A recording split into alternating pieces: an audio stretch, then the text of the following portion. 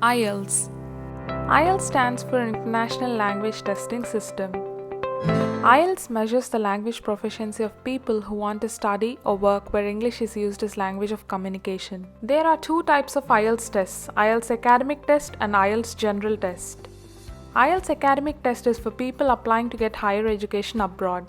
This test assesses whether you are ready and capable to begin your education or not. IELTS General Test is for people who are migrating to other countries like Canada, UK or US. This test assesses your basic survival skills, whether you can survive with the native speakers or not. IELTS exam can be computer based or pen and paper based. IELTS Academic Test contains 4 modules: listening, reading, writing and speaking.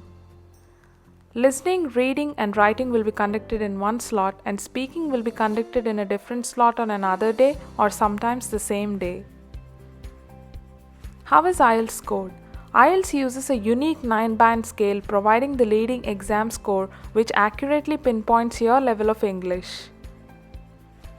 Common European Framework Reference, also called as CEFR, categorizes IELTS taker into proficient user, independent user and basic user. If you get a band between 9 to 7, you will be given level C1 or C2 and get categorized as proficient user. If you get a band between 6.5 to 4, you will be given level B1 or B2 and get categorized as independent user. If you get a band less than that, you are categorized as basic user. Now let's take a look at IELTS listening test. For IELTS listening test, academic and general training candidates take the same test. This test contains 4 separate sections and a total of 40 questions. The important thing you need to note down is that you will hear the text once only. Section 1 and 2 are set in a social context and section 3 and 4 are set in an academic context. You might be wondering about what kind of text you will hear. In section 1, you will hear a conversation between two people about a general topic with a transactional purpose. For example, finding out information about travel. In section 2, you will hear a monologue or prompted monologue on a general topic with a transactional purpose. For example, giving information about events in the community. In section 3, you will hear a conversation between 2 or 3 people in an academic context. For example, a student and a tutor discussing an academic problem or a project. In section 4, you will hear a monologue in an academic context, for example, a lecture given in a class.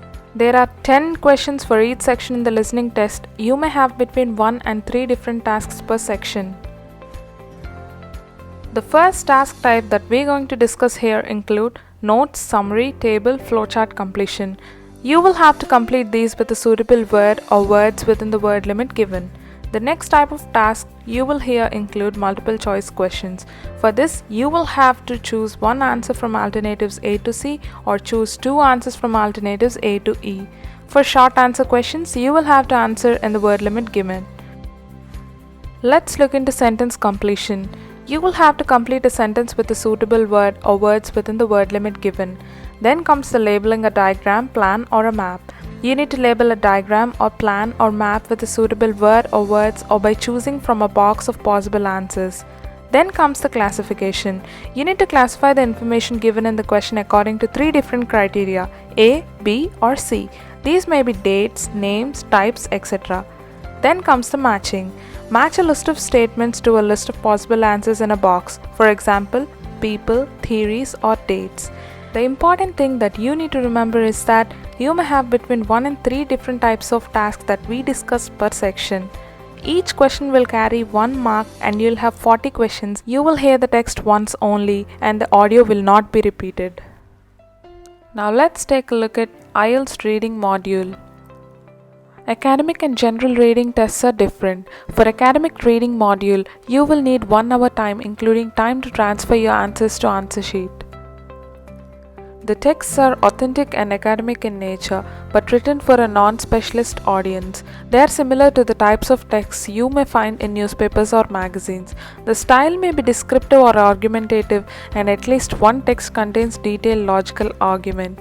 Text may contain illustrations. If a text contains technical terms, a simple glossary is always provided at the end of the passage. The 3 texts are graded from easiest to most difficult.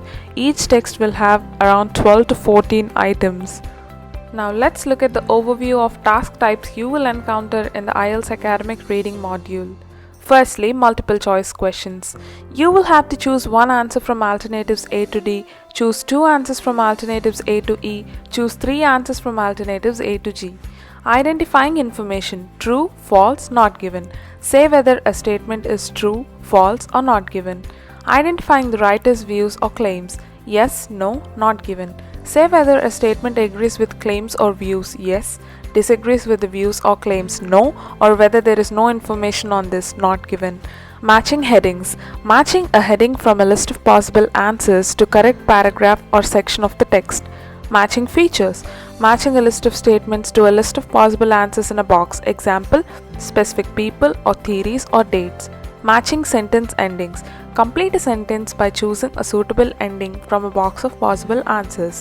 Notes or summary or table or flowchart completion: you will have to complete these with a suitable word or words from a text.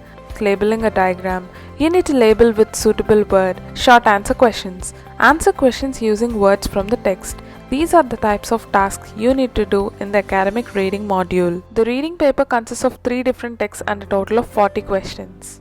You will be given 20 minutes for each task, so the time will be 1 hour for the entire task. Now let's move on to IELTS writing module. IELTS academic writing consists of 2 tasks. For task 1, you will have about 20 minutes of time. You need to write for about 150 words. What you need to write: you need to accurately describe and summarize visual information. The information may be presented in a diagram, map, graph, or table. For writing task 2, you will be given 40 minutes of time and you need to write for about 250 words. You need to write a discursive essay. You will be given an opinion, problem, or issue that you need to respond to. You may be asked to provide a solution, evaluate a problem, compare and contrast different ideas, or challenge an idea. You will be assessed based on the following criteria: task achievement, coherence and cohesion, lexical resource, grammatical range, and accuracy. You need to know about these terms on which you'll be assessed. Coherence and cohesion. This actually refers to the structure of your essay and its paragraphs. Consider this as the way you organize your ideas. Lexical resource. It is nothing but vocabulary. Also, proper spellings, correct sentence formation comes under this.